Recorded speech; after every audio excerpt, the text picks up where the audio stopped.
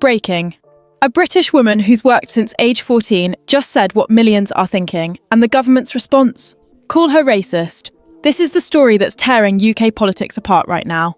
I'm breaking down exactly what happened, why it matters, and what it means for every British taxpayer watching this. And if you want the truth about UK politics without the spin, hit that subscribe button now. Let's go. Sunday night, Talk TV. Alex Phillips goes live, and within minutes, she's trending across Britain. Not because she said something outrageous, because she said something true that nobody in power wants to admit. Her target? Labour's immigration policy. Her message? British workers are being played. Here's what she said, word for word. Foreign nationals are getting the red carpet treatment while British taxpayers foot the bill. Free houses, free welfare. Some are having 7 kids on the government dime. It's an absolute joke. Strong words. But here's the thing, she's not some random person on Twitter. Alex Phillips has been working since she was 14 years old. Decades of paying taxes, decades of following the rules.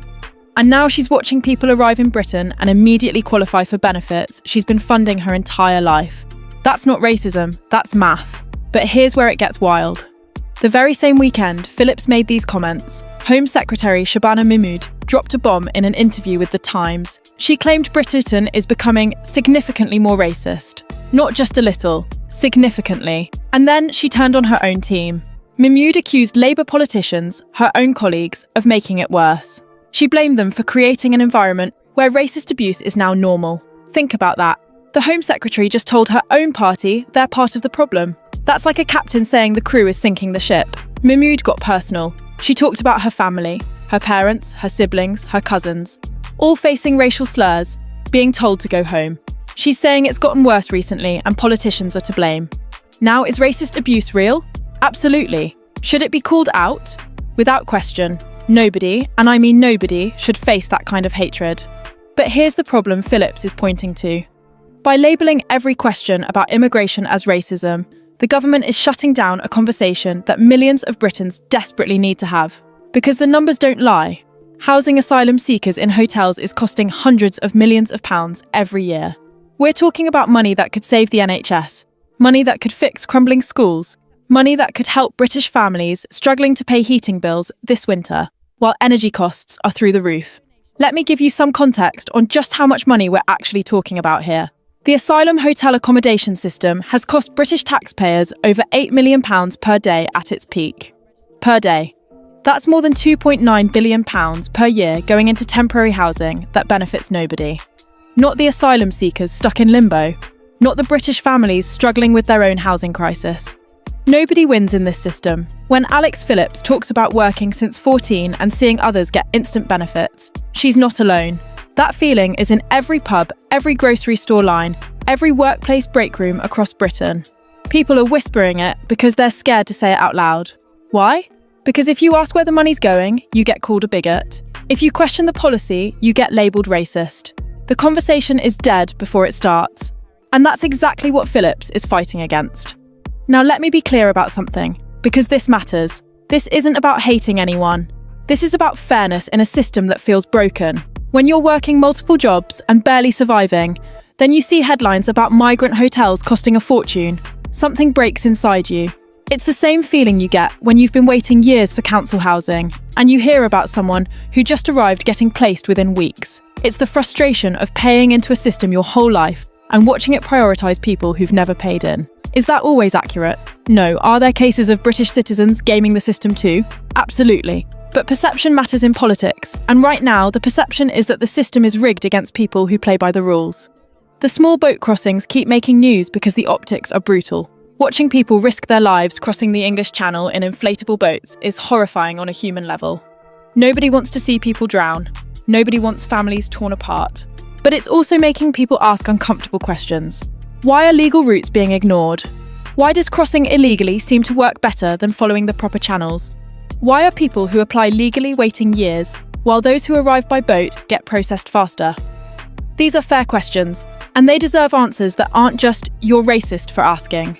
On the flip side, asylum seekers and refugees will tell you they have no choice. They're fleeing war zones, persecution and danger. Legal routes are either closed, too slow, or don't exist for their situations. They're desperate, and desperate people take desperate measures. And both groups are probably right to some degree. That's the impossible situation Labour finds itself in right now. Keir Starmer's government is trying to be tough on immigration to win over concerned voters who feel left behind. But they're also trying to stay true to Labour's traditional values of compassion, helping the vulnerable, and standing up for human rights. The result? They're getting absolutely destroyed from both sides. The left says they're betraying Labour values by being too harsh on immigrants. The right says they're too soft and letting everyone in. Nobody's happy. And when nobody's happy with your compromise, that usually means your compromise isn't working. Mahmoud's proposed asylum system overhaul was supposed to fix all this. She promised fewer boat crossings, faster processing, and a fairer system. Instead, it's created absolute chaos inside her own party. Some Labour MPs think she's not going far enough. They want stricter controls, faster deportations, and tougher enforcement. Others think she's already gone too far and is abandoning the party's core principles. It's political warfare, and there's no end in sight. Here's what makes this situation so dangerous for Britain as a whole. Phillips and Mahmoud are both pointing to real problems, but they're talking past each other instead of to each other. Phillips is talking about policy, money, and fairness. Mahmoud is talking about racism, abuse, and human dignity. Both issues exist, both need fixing, but the conversation has become so toxic that addressing one feels like denying the other. You can't talk about immigration costs without being accused of not caring about racism. You can't talk about racism without being accused of ignoring legitimate policy concerns. The middle ground has disappeared, and everyone's being pushed to the extremes. That 7 kids comment Phillips made. It might sound extreme to some, but it's the kind of specific example that sticks in people's heads. Whether it's common or rare doesn't actually matter in terms of political impact. It's become a symbol of a system that rewards the wrong behaviour. And in politics, symbols are everything. Facts come second. Meanwhile, the actual human beings caught in this system are suffering. Real asylum seekers are stuck in hotel rooms for months, sometimes over a year, with nothing to do. No work permits, no integration, no future. Just waiting. That's not compassionate, that's cruel. At the same time, real British families are struggling to afford rent in their own country, working full-time and still needing food banks, paying taxes and seeing services cut. That's not fair either, and politicians are using the whole mess as a weapon against each other instead of actually solving anything. It's easier to score political points than to fix complicated problems. The truth is this, and I need everyone to really hear this. You can care deeply about refugees and want controlled immigration. You can oppose racism with every fibre of your being and question policy decisions. You can have compassion for people fleeing danger and demand accountability for how tax money is spent. These things aren't opposites. They're not mutually exclusive. But right now in Britain, you're not allowed to hold both thoughts at the same time. Pick a side, choose a team, and whichever side you pick, the other half thinks you're not just wrong, but evil. That's not politics, that's tribalism. And it's tearing the country apart. Alex Phillips struck a nerve because she gave voice to frustration that's been building for years in working-class communities across Britain. People who feel forgotten. People who feel like their concerns are dismissed as bigotry rather than addressed as legitimate. Shabana Mimide struck a nerve because she called out hatred that's been growing in the shadows.